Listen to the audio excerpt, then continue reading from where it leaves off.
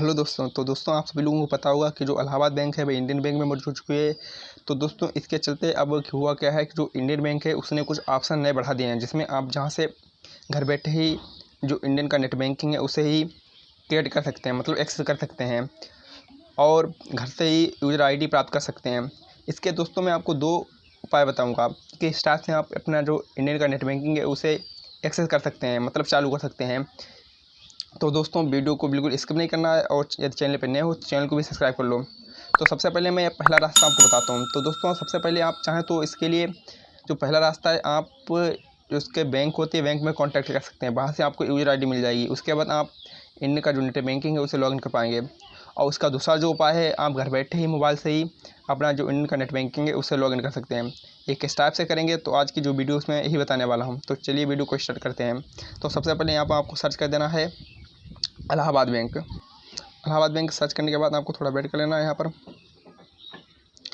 आपको थोड़ा नीचे बढ़ाना है यहाँ पर, और आपको क्लिक करना है इलाहाबाद बैंक पर। आपको नहीं क्लिक करना है, देख सकते हैं यहाँ पर इलाहाबाद में बैंक भी आ रहा है, लेकिन आपको करना है क्लिक इंडियन बैंक पर। आप देख सकते हैं यहाँ पर लिखा है इंडियन बैंक, तो आपको इस पर क्लिक करना है। आप दोस्तों इस पर क्लिक करने के बाद आपको जो से डेस्कटॉप कर लेना है। मैं यहाँ पर डेस्कटॉप कर लेता हूँ उसे। अब दोस्तों आप देख सकते हैं यहाँ पर, तो यहाँ पर एक ऑप्शन आपको देखने को मिल जाता है लॉगिन फॉर नेट बैंकिंग। आपको इस पर क्लिक करना है। इस पर क्लिक करने के बाद दोस्तों मेरे सामने कुछ इस तरह का इंटरफेस ओपन होता है। यहाँ से आपको लॉगिन के लिए कह रहा है। लॉगिन मतलब यहाँ से आप लॉगिन कर सकते हैं, अपना जो इंडियन का नेट बैंकिंग है उसे लॉगिन कर सकते हैं। तो दोस्तों होता क्या था, पहले जहाँ इलाहाबाद बैंक में आप घर बैठे ही जो यूज़र आईडी प्राप्त नहीं कर सकते थे, मतलब आप नेट बैंकिंग को घर बैठे चालू नहीं कर सकते थे। लेकिन जब ये मर्ज हुआ उसके बाद एक ऑप्शन बढ़ा दिया गया है, जहाँ से आप घर बैठे ही अपना नेट बैंकिंग है उसे चालू कर सकते हैं। इसको आपको बैंक में जाने की ज़रूरत नहीं पड़ेगी।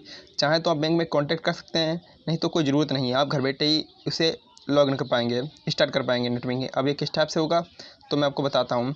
तो आपको यहाँ पर डेस्कटॉप कर लेना है शायद। यहाँ पर शायद डेस्कटॉप नहीं है, यहाँ पर डेस्कटॉप कर लेता हूँ।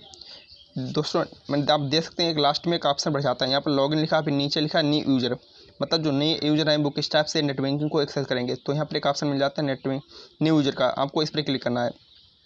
इस पर क्लिक करने के बाद आपको थोड़ा वेट कर लेना है। अब दोस्तों आप देख सकते हैं यहाँ पर जो बिल्कुल नए हैं, जिनका नेट बैंकिंग भी स्टार्ट नहीं है, तो उसके लिए आपको ज़रूरत क्या क्या पड़ेगा। तो आपका सबसे पहले तो एटीएम होना चाहिए और उसमें मोबाइल नंबर रजिस्टर्ड होना चाहिए जिस पर आप ओटीपी प्राप्त कर पाएँ। तो यहाँ पर देख सकते हैं दोस्तों 8 स्टेप हैं। दोस्तों ये स्टेप कुछ ज़्यादा नहीं है, बहुत सिंपल स्टेप है। आपको बेसिक डिटेल मांगेगा, उसके बाद आपकी जो नेट बैंकिंग है वो स्टार्ट हो जाएगी। तो सबसे पहले यहाँ पर मैं आपको थोड़ा यहाँ पर जूम करके दिखाता हूँ। देख सकते हैं यहाँ पर लिखा है यूज़र डिटेल सबसे नंबर 1 पर। यहाँ पर आपको सिप नंबर मांग रहा है। दोस्तों आप सिप नंबर की जगह पर आप अकाउंट नंबर भर दीजिएगा, क्योंकि यदि आपके पास सिप नंबर है तो आप सिप नंबर भी यूज़ कर सकते हैं, नहीं तो आप अकाउंट नंबर भी यूज़ कर सकते हैं। तो सिप नंबर दोस्तों आपके जो पासबुक होती है उसमें लिखा होता है, और ये मोबाइल में भी सेंड कर दिया जाता है। फिलहाल आपको ज़रूरत नहीं है, आप अकाउंट नंबर इसमें फिल कर दिएगा। उसके बाद यहाँ पर मोबाइल नंबर डालना है और ये क्वेश्चन पूछा है। उसके बाद आपको यहाँ पर सबमिट पर क्लिक करना है। सबमिट पर क्लिक करने के बाद दोस्तों फिर ओटीपी मोबाइल वेरिफिकेशन होगा, जो सेकेंड स्टेप है ओटीपी, मतलब मोबाइल नंबर वेरिफिकेशन होने के बाद यहाँ पर फैसिलिटी टाइप, यहाँ पर दोस्तों फैसिलिटी टाइप में कुछ क्वेश्चन पूछेगा 2। तो क्वेश्चन क्या उसमें होंगे, तो उसमें क्वेश्चन इस टाइप के होंगे कि आप मतलब किस टाइप की फैसिलिटी चाहते हैं अपने नेट बैंकिंग में, कि आप कुछ ऐसा जैसे जहाँ से आप अपना फंड है जो ट्रांसफ़र कर सकते हैं उस टाइप का चाहते हैं, या आप अपने खाली स्टेटस देख सकते हैं, रुपये चेक कर सकते हैं, इस टाइप का चाहते हैं। तो कुछ थोड़े बहुत छोटे मोटे क्वेश्चन पूछेगा। उसके आंसर देने के बाद दोस्तों फिर यहाँ पर लॉगिन जो पासवर्ड, मतलब जो पासवर्ड है उसे क्रिएट करने के लिए कहेगा। यहाँ पर जो लॉगिन पासवर्ड है वो क्रिएट करने के लिए कहेगा। यहाँ पर आपको 2 बार कोई जो तगड़ा पासवर्ड, स्ट्रॉन्ग पासवर्ड आपको डालना होगा। जैसे मैं यहाँ पर आपको बता दूँ एग्जाम्पल के लिए, जैसे मेरा नाम है आशीष, तो मैं यहाँ पर भर सकता हूँ आशीष @4321, आशीष @4321, इस टाइप से आप भर सकते हैं। और यहाँ पर फिर ऑप्शन आगे सीक्रेट क्वेश्चन, ये सीक्रेट क्वेश्चन फिर कुछ छोटे मोटे क्वेश्चन दोस्तों, कुछ क्वेश्चन नहीं छोटे मोटे क्वेश्चन पूछेंगे दोस्तों। सीक्रेट क्वेश्चन के बाद यहाँ पर जो 5वां स्टेप के बाद यहाँ पर 6वां स्टेप है एक्टिवेशन टाइप। तो दोस्तों एक्टिवेशन टाइप में कुछ भी सिंपल क्वेश्चन पूछेगा।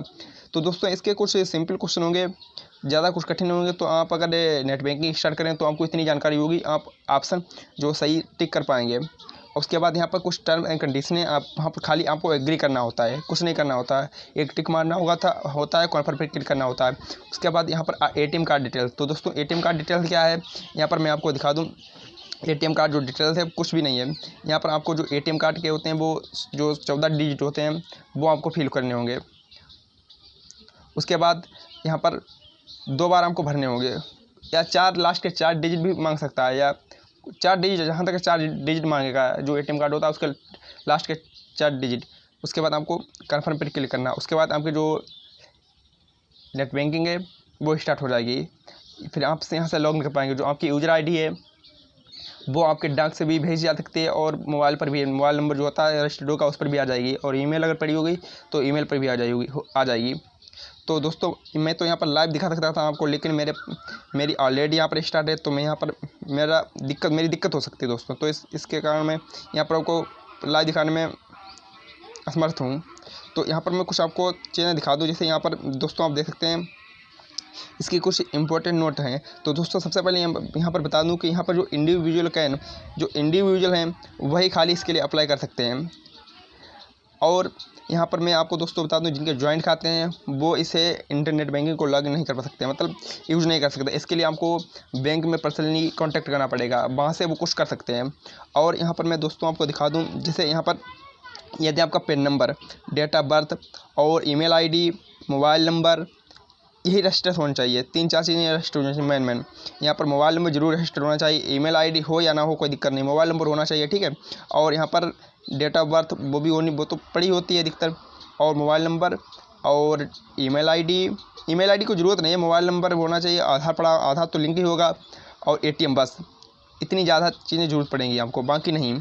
तो दोस्तों इस टाइप से आप बिल्कुल नए तरीके से अपना जो न्यू यूज़र हैं वो ऑनलाइन रिक्वेस्ट कर सकते हैं नेट बैंकिंग के लिए। तो दोस्तों वीडियो कैसी लगी मुझे कमेंट करके जरूर बताइएगा। मिलते हैं इसी नेक्स्ट वीडियो में, तब तक के लिए धन्यवाद।